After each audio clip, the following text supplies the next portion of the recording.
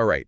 So, are you ready for a deep dive? We're really going to get into it today. Oh, I'm ready. Let's dive in. Okay, because we are unpacking the life of David. Okay. But not the David that you might be thinking of. Okay. This isn't the harp-playing, giant-slaying David. This is different. Right. We're looking at a novel that really reimagines David's journey, and oh, it gets juicy. We're talking political intrigue. Yeah. Questioning how far he was willing to go for that crown. Interesting. It's really interesting to see how this novel takes a figure who's often seen through, that religious lens and just throws him into this world of military strategy, power struggles. It makes you think, what if David's rise to power wasn't, all divinely ordained? What if there was ambition there? What if there was cunning, maybe even a little ruthlessness?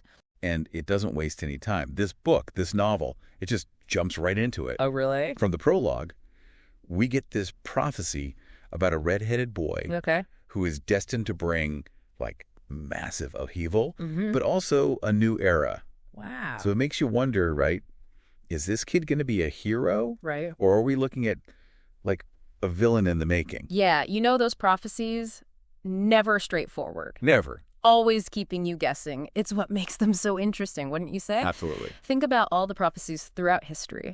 They're open to interpretation, right? And they can almost become self-fulfilling because people change their actions based on what they think is supposed to happen. It's fascinating.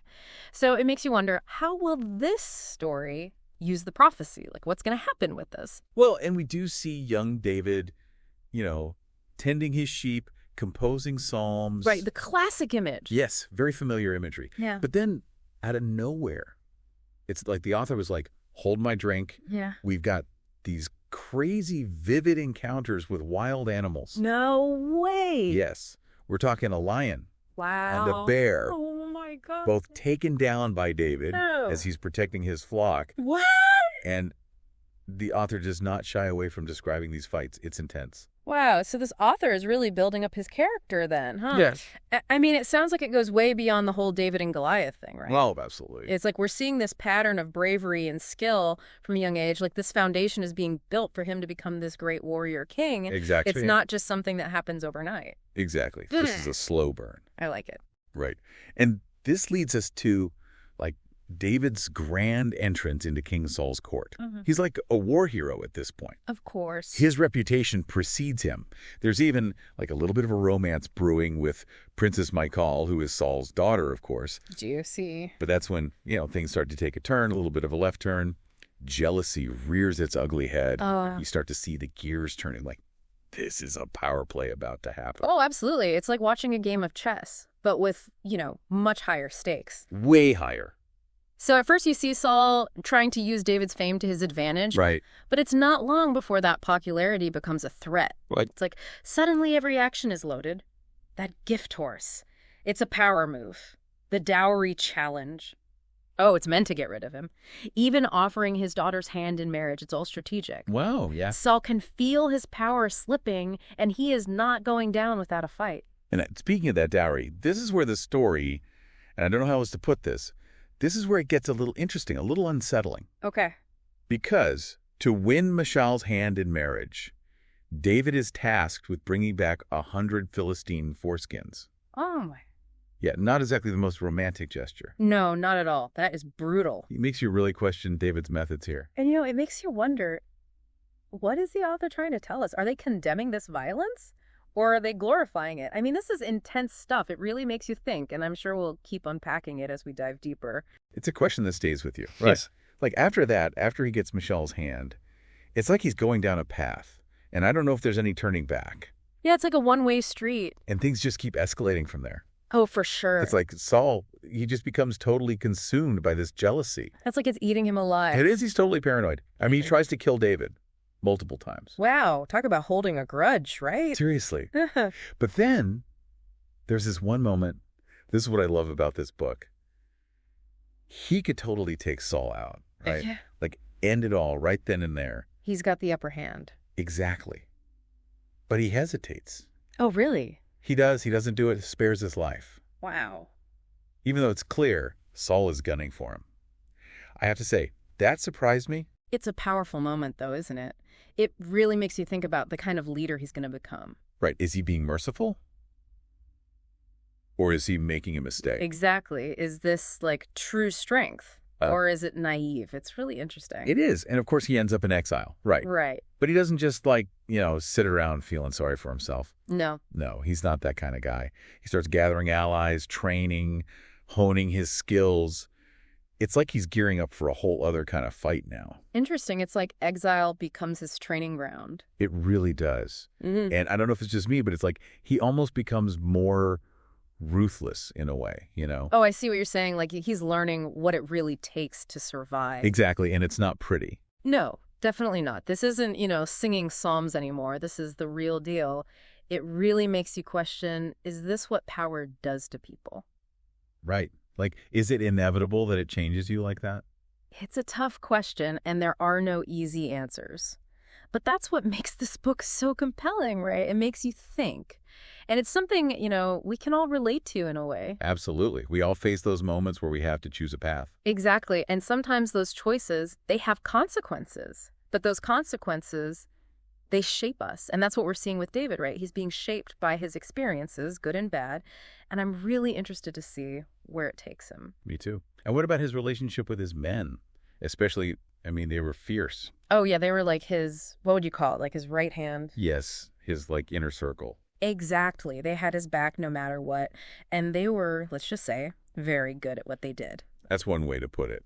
Yeah. But there was also this, a darkness to it, I guess. Oh, absolutely. They were a product of their time, Violence was just a part of life. But, it's interesting because even though they were surrounded by all that darkness, there were still moments of, humanity, humor. Right, like that scene where they're joking about, I can't even remember, it was something gruesome, but they were making light of it. Yes. And it just goes to show, even in the darkest of times, people find a way to cope, to find moments of lightness. It's true. And they were so loyal. But it makes you think. What's that? How far would you go for someone you were loyal to? That's a great question. And it's something I think about a lot, especially with everything going on in the world. Where do you draw the line? When is enough enough? And it seems like with David's men, there was no line. Right. Or if there was, they never crossed it with him. They were ride or die, through and through. You can really see how this whole thing starts to weigh on him. Oh, yeah. Definitely. Like, it's not just what he's doing, it's everything and everyone around him, It's like the weight of the world is on his shoulders. It really is. And you can tell it changes him. We talked about the emotional impact last time. Right, right. In the novel, it doesn't hold back. No, it doesn't. Like, there's this rawness to it. Yeah, it's like you can feel what he's going through. Exactly. Yeah. And it makes you realize, like, this isn't just some story. This was someone's life. Exactly. And the author does a great job of making you connect with that, They really do. And that massacre at Nob, remember that? Oh, man, that was heavy. Intense, right? When Saul just orders the deaths of all those priests. And their families. It was awful. It's awful. And you realize, like, this is what power can do to you, It can make you do terrible things. It's a slippery slope, for sure. It is. And then I keep thinking about that scene in the cave. Which one? When David spares Saul's life. Again. Oh, right. That was a turning point. It was. He could have ended it all right there, but he didn't. Why do you think that is? Well, I think on one hand, it shows that he's not like Saul, right? He's not ruled by that same darkness. Right. But on the other hand... it's a brilliant political move. Exactly. Yeah. It makes him look good. Right. He's merciful, he's compassionate, all the things Saul isn't. It's like that saying, keep your friends close and your enemies closer. Exactly. And it all builds up to that moment, when he finally becomes king. It's like the whole novel has been leading up to that. It has. Yeah. But it doesn't happen overnight. No, it's a process. He's making alliances, gathering his forces, even using, what would you call it, like propaganda. Oh, absolutely. He's playing the game. And he's good at it. He learns from the best, or in this case, maybe the worst, with Saul. Right. Like, he sees what not to do, but also what works. Exactly. He's strategic, he's cunning, he's ruthless when he needs to be. He's a fascinating character to follow, that's for sure. He really is. But you're right. It's like, even though he achieves his goal, in the end, it comes at a cost. Oh, absolutely. There are casualties along the way. Friendships, trust, even his own sense of self, it feels like. It's like that saying, to make an omelet, you got to break some eggs. Right. But in this case, it's like he's breaking a lot of eggs. Maybe the whole carton. And I think that's what the author wants us to think about, Is it worth it? That's the question, isn't it?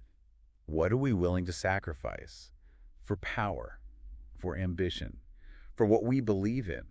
This novel, it really makes you think. It does. And, those are questions that are still relevant today. Oh, absolutely. We see it all the time.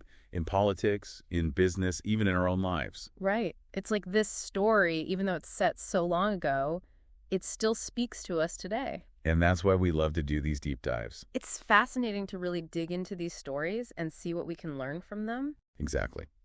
So for everyone listening, thank you for joining us on this deep dive into the life of David. Hopefully it's given you something to think about. Absolutely. And we'll see you next time for another deep dive.